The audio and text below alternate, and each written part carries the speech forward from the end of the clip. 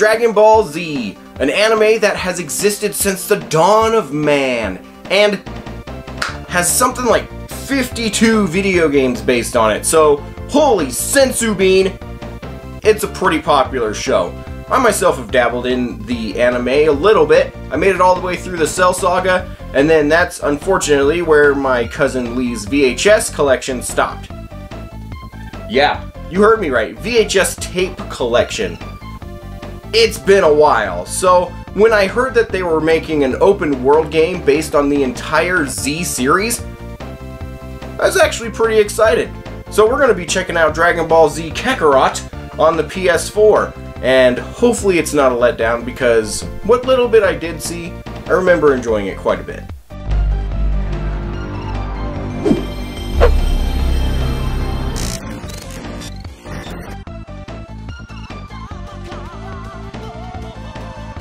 I know I was just talking about this, but have you ever watched any Dragon Ball Z? Oh, you have? Well then, you are already well versed in the story of Dragon Ball Z Kakarot, because as far as I can tell, the story is just the first 8, maybe 9 seasons of Dragon Ball Z the show, just really condensed. But that's a good thing. I would lose my damn mind if the game was just like the show that took, I don't know, maybe around 19 real hours to get to one fight. And if you want me to break down the story for you, no. Really, the best way to enjoy the story is to watch the show, because even though I had watched it before, mind you it was a long time ago, I'm still a little lost. I mean, I understand the gist of aliens showing up to destroy Earth, and then Earth's heroes having to fight to stop them. Beyond that though, I have no clue what these existing character relationships are that the game just expects you as the player to know. A lot of the early game, just like the show, assumes you've already watched all of Dragon Ball, which was the original series leading into Dragon Ball Z. The story of Kakarot is a bit formulaic. Bad guys show up and they vow to destroy all life on Earth, and then the good guys start to train and search for the Dragon Balls. And then a fight ensues, where about 90% of the good guys are actually there, they get smashed, and then one guy shows up late to the party, it's usually Goku, and then finishes off the bad guys with a good old-fashioned Kamehameha! Ha!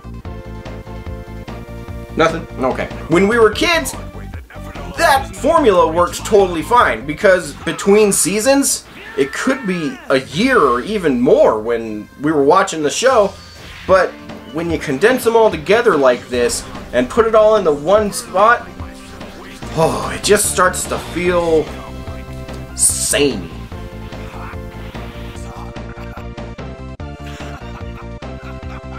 I really like the look of Kakarot, especially the battles. It's shocking how well they captured the style of the show, and it's pretty fun to explore the areas that they have built around all of these Earth-destroying events.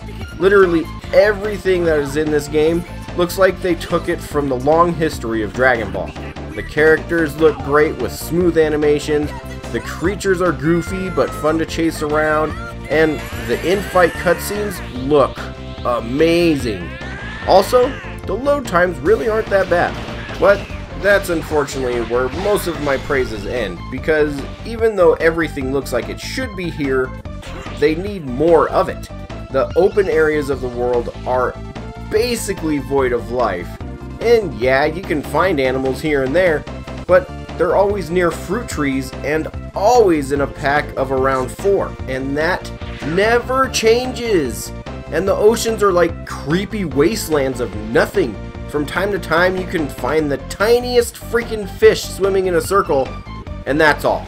Which is a letdown, because the moment the game told me I could fly underwater, I thought to myself, how incredible would it be to just be flying along in the water and then get into a battle with a Megalodon or a Sharknado that could kick your teeth in if you weren't ready for it. But as far as I've seen, there is not a single cool thing in the ocean, nor do you fight anything other than the villains in the show. Why? This is meant to be an open world, damn it! Let me do something that's not already dictated by a 20-year-old show! It seems like they had a lot more planned and then ran out of time or funding. It's a bit odd because the game was originally slated to be released March of 2020, and then they pushed it forward to January, which is just freaking weird. Gameplay? Well, let's just look up the description real quick. An action RPG. Yep, that described it. You take control of whichever character is important at the time, like Gohan, Goku, Vegeta, or Piccolo, and they all have different movesets that are unique. Well, cosmetically at least. Basically, you have 4 kinds of attacks. Physical ones that stun, physical attacks that send people flying through rocks and such, big energy attacks that go or energy attacks that go pew pew pew pew pew pew pew pew pew pew pew pew. I think it's starting to work. Pew pew pew pew pew pew pew. The fighting in here is really fun, and the fact that you can map your moves to certain buttons once your character has learned them makes this a really great fighting game. But the rest of the game is either unnecessary or overly complicated yet stupidly simple. Confused yet? Yeah, me too. Cause these tutorials are useless. I think the game actually taught me how to play the game like a good game does, maybe 13% of the time. And the rest of the time, do you want to see what the tutorials look like? Do you? Do you really? Because they look like that. It's just pages and pages and pages of stuff that you're supposed to read, and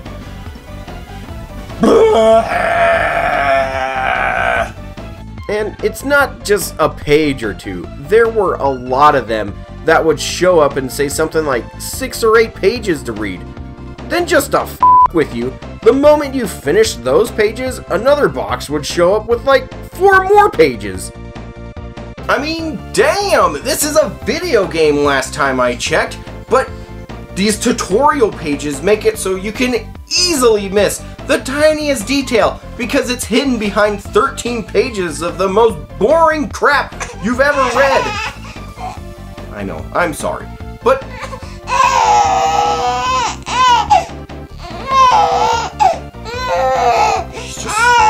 she's just really passionate about this, you guys. Because come on, that's not how you make a video game. I just want to get back to punching Frieza in the face. Is it so much to ask?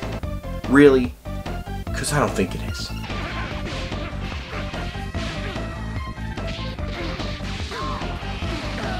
Which isn't smart, because then you get to a point where you have like 200 items in your inventory, and you don't know what the hell they're for. I had to look up what gifts are for because I am damn positive that game never told me.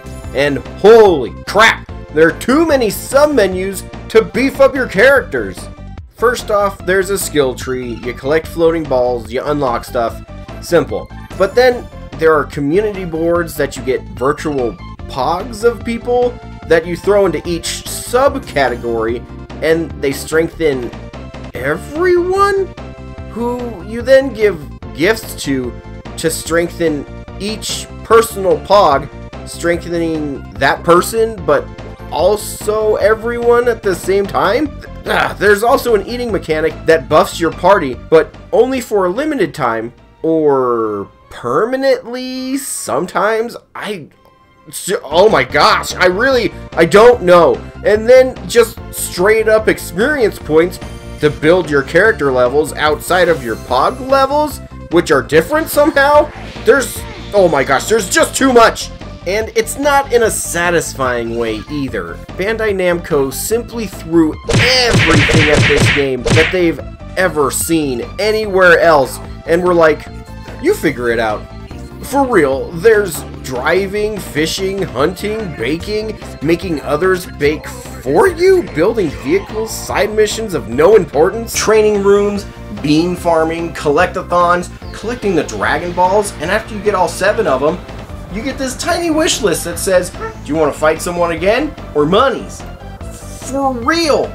There's so much in this game that has literally no impact on what you're doing in the main game that around halfway through what I played, I just started skipping everything. And I went straight to the fights, and you guess what?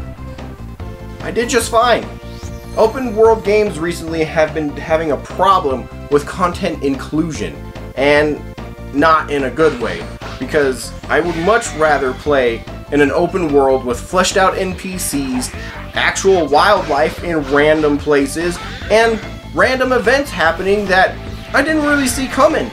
But nope, instead these guys went for quantity over quality, because all of the side quests, all 7 million of them, I don't know if that's the real number, but that's what it feels like, are literally the exact same. They are all the same. It is unfortunate. So, what does all this stuff mean? How is the game as a whole? Seriously, this game feels and plays like a good game. If it came out in 2005. The open world is barren, and almost everything you do besides fighting feels like it's a waste of time. I actually tried to find out if Dragon Ball Z Kakarot was a Japanese exclusive for the original Xbox or something that just finally made its way to us in the US. Sadly, I don't think that's what happened. Not that it would have made this a better game in any way or form, but it would have helped me understand why it's like this. Also, the cutscenes are cool, but man, there are a lot of them, and they have to gloss over a ton of stuff to keep it from just being the anime, meaning you watch a lot, and I mean a lot of story to miss out on like 4/5 of what the show would have shown you before you fight another baddie. And I'm very happy I at least sort of already knew what was happening, because if I was brand new to Dragon Ball Z and I was hoping to dive in by playing this game, I am positive I would have no idea what anyone was talking about. And the best thing about this game is the fighting, and that's good. I am most certainly had fun beating up bad guys and seeing just how cool my new moves were, but I could only ride that high for so long before I became really good at it, and then could just smoke people without much effort. Just get really good at timing your dodges, and most enemies will only hit you a couple times before they go down. I mean, come on, you get to a point when you can just fly into the filler enemies while exploring the map, and you take them out without even stopping. They die because you touched them.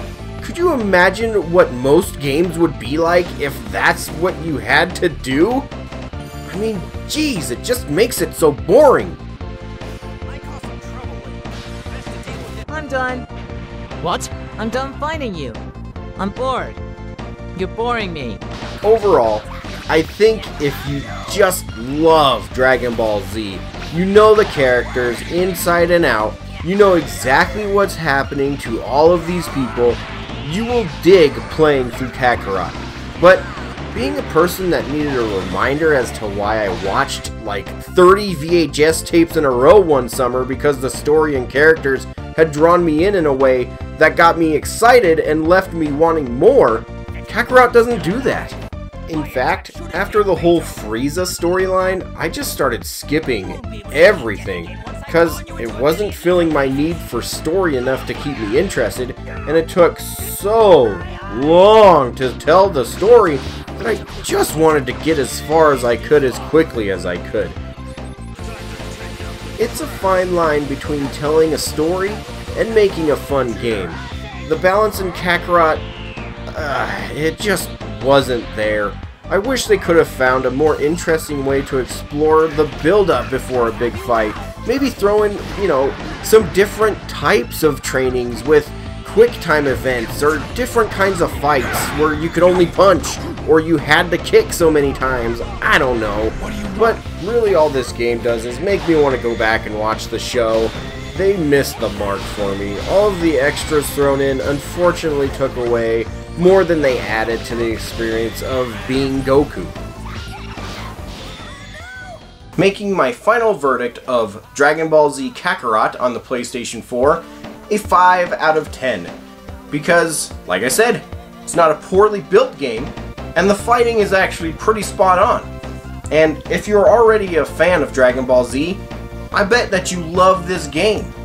but the way the storytelling happens is really laser focused on all you guys that love Dragon Ball Z already, kind of alienating all of us that either are only kind of fans or just not fans, making this a so-so game that you might like, but I guarantee you already like Dragon Ball Z before you like this game.